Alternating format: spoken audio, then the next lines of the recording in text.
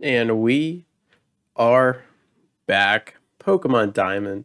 Hardcore Nuzlocke. The run continues. We are working our way to the final gym here. And first we got to take on Cyrus at the HQ. And right here, right now, his team is nothing crazy. He's just teasing us because also in this video, we're going to meet him at the Spear Pillar. Where he's guarding the legendary Pokemon, and his team is just so much more formidable. He's got the Gyarados. The Weevile is level 48 and looking super strong with a fantastic coverage moveset. But this battle, he's only got 3 Pokemon, and because of our Pokemon Platinum as well as Pro runs, we were much better equipped for him this time around. I made sure to have a bunch of answers. Now, the Sneasel is really tough because of the coverage, but for some reason, it's not going for that stab ice type.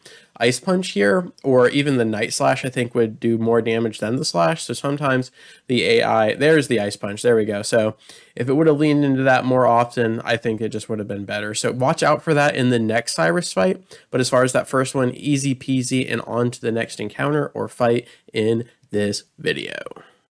And then we have Commander Saturn here. He's got some really goofy hair, but he sends out the Kadabra. And again, after fighting Cyrus, this guy is not too much to worry about here. Kadabra falls, no problem. Lelouch the Empoleon absolutely flexing. The Toxicroak comes down, is threatening with a super effective fighting type move. So we're going to get out of there. We're going to send in Suzaku, who tanks the Brick Break 4 times, not very effective. You'll love to see it. And now we're going to lean into the Fly for the super effective damage. And as you're starting to see, I think we do have quite a bit of good Pokemon here to pick for the Elite Four, and I think at least half, maybe not, maybe more of a majority here of this team of 6 will make it to the Elite Four.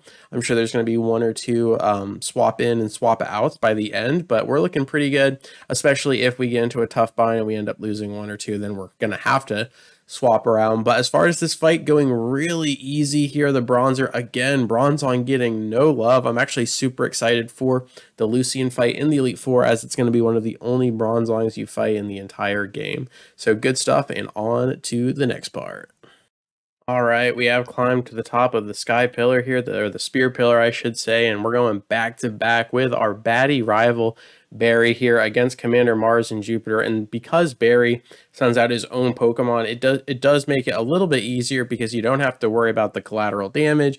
You can just get in there with your best moves, and hopefully the enemy will just double down on his side anyway. But if not, you are going to be looking a little bit worse for wear there, but not too many issues here. We go with our starter, Lelouch the Empoleon, with the Water Steel typing, and the 2 little coin flip Bronzers lead the charge here for both teams, and the confusion is a little bit troublesome, but no problem. The Penguin works through it, and we are just destroying the Munchlax, but it's at the cost of the other team, so we're going to take it. But the Purugly and Skuntank come down, 2 very dangerous Pokemon, but we tank the Shadow Claw, no problem, break out of the confusion, and get a critical hit, Surf onto the Big Kitty, and the Skunk tanks it pretty well. The Munchlax is now gone, and a neutral Flamethrower comes down. We heal up with a little berry there, and now the Staraptor comes in a perfect time to get that Intimidate off on both the Golbat and Skuntank. Finally, we break out of the confusion and one-shot the Golbat with another critical hit. These wings are incredibly sharp on Lelouch. They are just slashing and critting everything in his sight. We tank another Flamethrower, no problem, and the Skunk is clinging to life, and it is gone. The Staraptor holds on from the surf.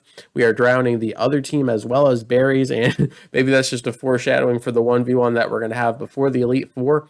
But right now, the Quick Attack comes down, opens the door with a critical hit, and the Ice Beam connects, and Golbat is no more. The double battle is over, and now we are on to the big, bad boss fight against Cyrus. Let's do it.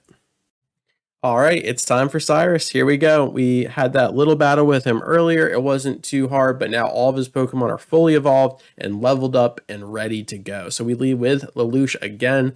The Penguin comes down, almost one-shots the Honchkrow. We just tank a Steel Wing. No problem there. A Super Potion is not going to save the Crow, and it falls. So 1 down, 3 to go. The big Gyarados gets the Intimidate off and is threatening with an Earthquake, but I am daring the Gyarados to do it, and I call his bluff, and he absolutely did not. So could you imagine swapping into the Crowbat, into that Ice Fang, when you went to dodge the Earthquake? But again, I am daring him to use the Earthquake. I do believe we could live 1 Earthquake since it's not stab. It's just super effective. And yeah, Lelouch just tanks down the Gyarados, which is really nice. But now the Weavile, level 48 with an immaculate moveset, just beautiful coverage. I believe it has X-Scissor, Ice Punch, Brick Break, and Night Slash. That is just really good on top of an incredible speed and attack stats. So what I do is I chuck out Colin, getting that Intimidate down, hoping we can tank whatever is there. So now Weavile is operating on a -1 attack, which is just going to help our swapping around. But as you can see, I do believe it can hit every single Pokemon except for Colin for super effective damage. So we are really hoping that the Weavile gets confused, and it goes for an X-Scissor, which is nothing to the Crowbat, thankfully. So on top of that Intimidate, I'm going to get a Confuse Ray down, just trying to help out, because if one Pokemon gets into a tough bind, I want to be able to swap back into another one a little bit safer, and I think the Confuse Ray is going to do that for us. But we almost one-shot the Weavile from that range, but thankfully it goes for the Brick Break, thinking we would swap out. A Full Restore comes down. That does mean it breaks out of the confusion. We get a nice Poison Fang, and now it is a tooth and nail fight between the Weavile and the Crowbat, back and forth. We get a nice confusion down onto the Weavile. It hurts itself, covering us, and the fly comes up and the fly comes down, and Weavile is no more, and that leads Cyrus to his final Pokemon, which is his own Crowbat, and now it is a mirror match, and Crowbat hurts itself in confusion. Confuse Ray adding up so much in this particular run. I am really digging it, and we pivot back into Colin, getting Intimidate down, tanking, not very effective Air Slash, and we are looking to bring some Thunder down onto the Crowbat. The Thunderbolt does connect and finishes the bat. Beautiful stuff. And I do believe we are on our way to that final gym battle with Volkner, unless there's something in between. I'll see you there.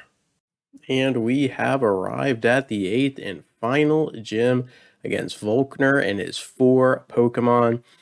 He does not have 4 electric Pokemon. He actually opts in for 2 Pokemon of different typings to kind of counteract the team that you throw at him.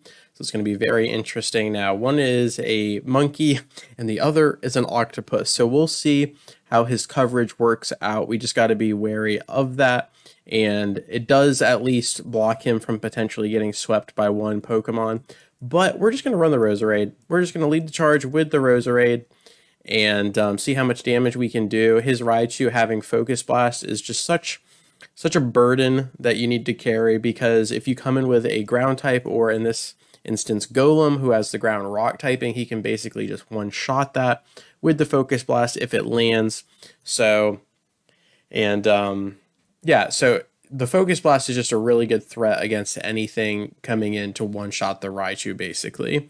So watching out for that. Ashford here, the Roserade can actually eat both electric type moves and that Focus Blast that I keep mentioning. So really good matchup here. And the question is, do we actually go for kind of a cheese setup where we use growth and get some special attack? But if we get paralyzed, then that's not a great time. So I think we're just going to lean into the Petal Dance. And once we use Petal Dance, it's a lot like Thrash. You can use it 2 to 3 times before you end up getting confused. And we have the Person Berry to break us out of that. And unfortunately, you can't have a Person Berry and a Thunder Wave Berry or a Paralysis Berry, the Cherry Berry. There you go. You can't have that at the same time. So we had to pick our poison there, and it goes for the Charge Beam. And as long as we break out of Paralysis on this, we're going to be just fine. But if this gets the special attack buff, which it does, and we get paralyzed, we're going to be looking a little bit worse for wear. But Ashford breaks through and lands the second Petal Dance. So no problem there. We don't get punished too hard with the Charge Beam, which is really nice. So that's 1 down, 3 to go. And now the question is, who comes out next? We do get the confusion. However, we're going to pop out of that.